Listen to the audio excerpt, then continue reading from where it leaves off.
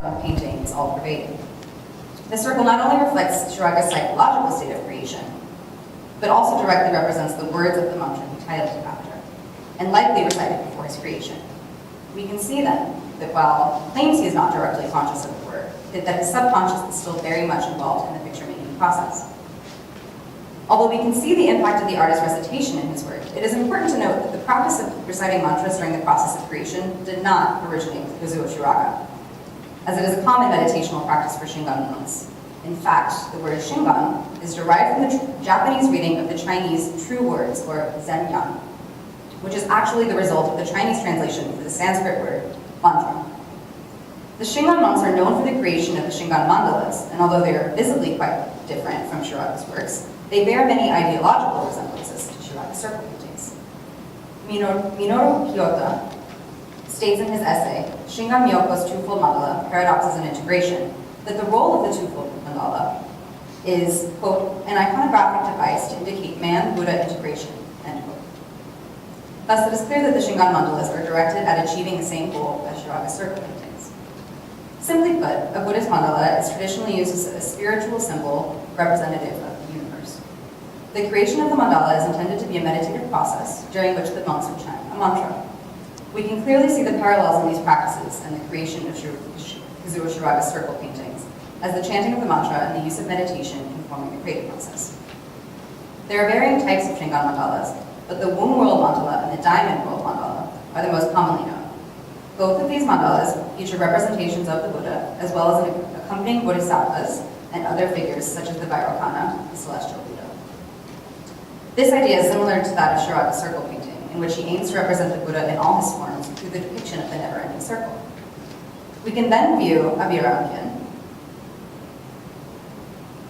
there we go, as not only a reflection of Shiraga's subconscious dedication to Buddhism, psychological, but also as the direct result of his conscious dedication to Buddha and Buddhism, which manifests itself in the physical. However, not everyone in Shiraga's circle saw this change in style as a positive one. Shiraga's painting of circles and inclusion of Buddhist motifs was short-lived. In describing his abandonment of these ideas, he said, quote, I quit painting circles and returned to this type of action painting, foot painting. The president of Tokyo Gallery, Yamanote Takashi, told me, this foot painting is better, we can do a solo exhibition. When I asked him, how about circles? He demurred, well, end quote. It seems that the art world was ill-equipped to handle Shiraga's stylistic evolutions. The circle painting was then quickly abandoned in favor of a return to his previous style, which was met with praise by both gallery owners and museums alike, leaving art historians to wonder what could have happened if Shiraga's commercial influences had been kept separate from his creative process. In conclusion, Kazuo Shiraga has come to define his dedication to his work and his masochistic self-sacrifice, as he feels that putting himself in physical pain is the best way to show his dedication to his art. He built his artistic career on this principle, beginning in 1955 with his works Please Come In and Challenging Mud. This idea continues through the development of Shiraga's unique and exhausting foot painting practice, and develops through his grueling training to become a Buddhist monk, as evidenced in his dedication to the Tochi Rekai, despite the incredible pain and serious bodily harm he inflicts upon himself. After Shiraga completes his training and becomes a monk, his work continues to have the same physical dedication, but this time with the added influence of his newfound spiritual ideology. The painting, Abhiramyan, is reflective of the mantra it was named after, and the newly added circular motifs were representative of his Buddhist doctrine, as representation of the never-ending Buddha. These paintings mirror the intentions of the Shingon mandalas in both ideology and practice. However, due to the art world's expectations of the artist and their stylistic preferences, these motifs were short-lived. In order for us to understand the evolution of Shiraga's style, it is crucial that we understand the ways in which Shiraga's psychology and spirituality both played a role in his painting, and how these aspects combine with his physicality and Buddhist doctrine to produce a multidimensional and exemplary work such as Bergeron. Thank you.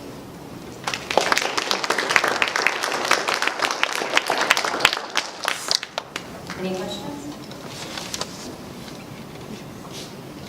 Did he stay in the concrete Fluid Drive? I'm sorry, what? Did he stay in the concrete Fluid Drive? No, but it did harden around him, and he got a whole lot of really bad bruises. They were worried that if he stayed in too long, it would be too difficult to get out. So did he not make any more soil paintings after the galleries were like, make the people? Yeah, he switched back to foot painting almost immediately. And then he got a solo show at the Tokyo Gallery, so I guess it worked in his favor. What size is this? Is this as large as his foot paintings, or are these smaller works?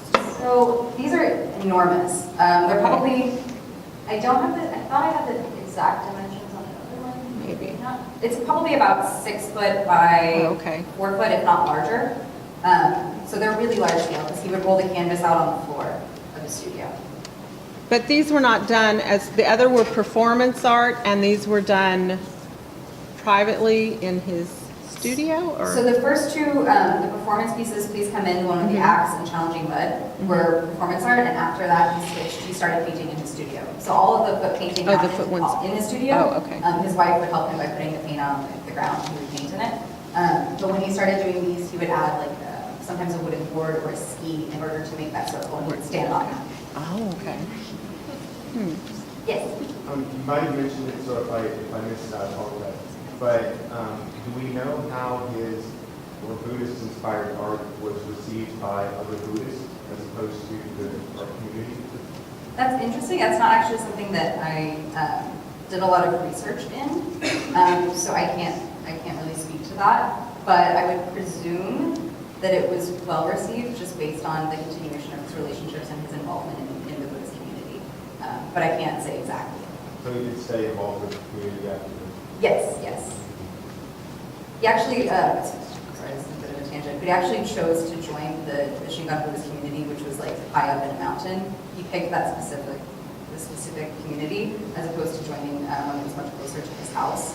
So it sort of states like his involvement and dedication to becoming a monk was a lot more than just convenience or sort of the path he felt he needed to take. Yes? It's weird to me, like, you know, with my view of Buddhism is I'm sure it had very little to do with the actual practice. But we talked about how he was like dedicated to his form of Buddhism and stuff. But then like he was doing the foot process, and then he switched, but then he switched back because he wasn't getting commercial success. That just seems weird to me. It just seems, it's like it's two different people. There's two different incongruencies. It's set. I don't know. It's just odd.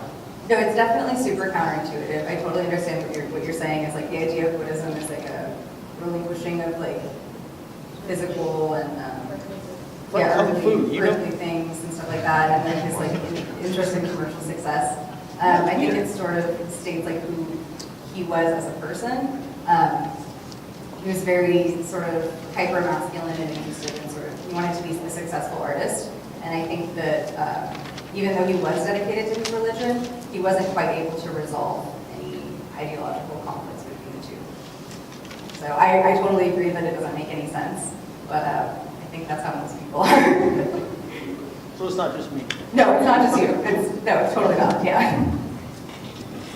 Yes. Okay, this might be a weird question. I know you brought up the mandala.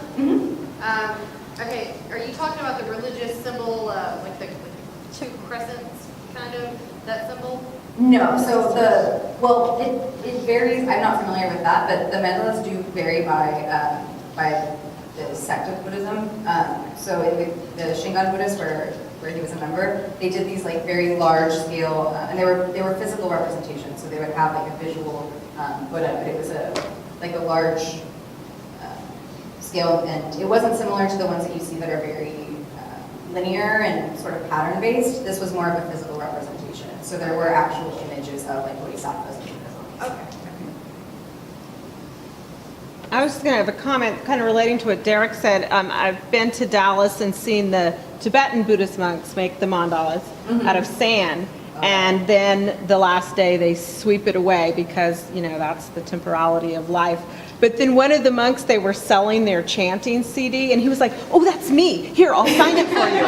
So even if the practice is trying to release egoism, it doesn't mean that it isn't there. Yes, yeah, I think it's definitely, there's always questions of how do you resolve two ideologically conflicting, you know, Living in the world and things that are very much both intrinsic to who you are, and I think that it sort of manifests itself in funny ways like that, where they're like, yes, I'll dedicate my time to doing this, and like it's temporal, and you know, we have to think of, you know, outside of the confines of credit all the time, and then being like, oh, but if you want me to sign your CD, like, yes, I'll totally do it, because I did this and I'm really proud of it, and Right. you're going to listen to it forever.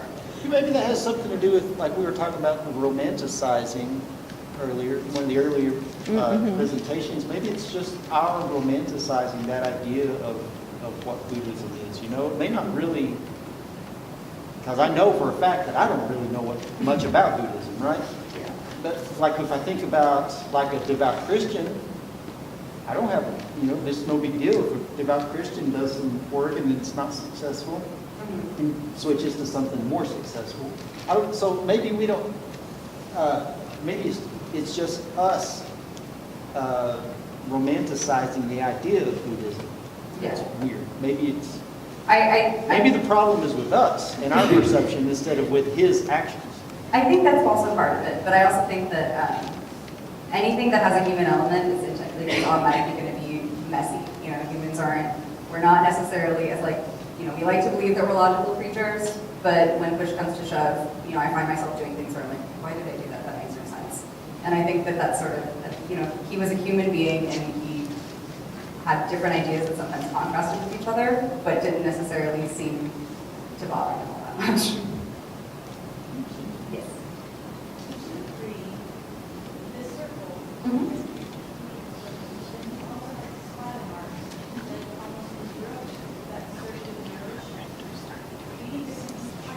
Are you talking about this this part right here? So this was actually the beginning of the, I don't know if there was didn't document whether it was like a ski or a wooden pole for this particular work, but if you start that around here and then take it all the way around. So this is actually the end of the circle where he's starting to lift the instrument off of the canvas, and that's what makes the splattering part.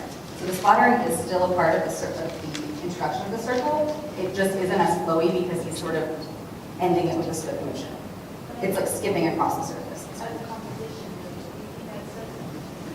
I think it speaks to behind to the sort of physical driving force behind it.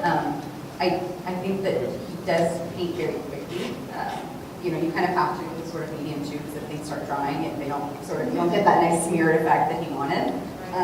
But so I don't think it was like maybe an intentional composition thing, so much as just a part of that's how he worked, and his style is very quick and intentional and robust. Did I answer your question? Yeah. Okay, good. Yes. Did he stretch them after working on the canvas on the ground? And if so, are they cropped versions of the working on a larger scale? So he did stretch them after, but some of them are cropped. It depends on, I don't know how he stretched them or if his wife helped him. She was really involved in his career as well. But sometimes you'll see where the paint takes up, there's no way that he painted on the floor on the edge. So I'm sure this one was probably cropped. But for works like this, you can kind of see that it is likely that not as much was cropped. So I don't know exactly, what the process of that was, but I do know that they were stretched after he painted. So, yes. Do you know if he was aware of Gerhard Richter's smear paintings at all? I don't know if he was, but that would be interesting to find out. Unfortunately, most of the interviews that I can find with him are in Japanese, obviously. So I try to gather as much information as I can from sources in English and French, but there's not a lot in English or French that I can find. It's like a direct interview.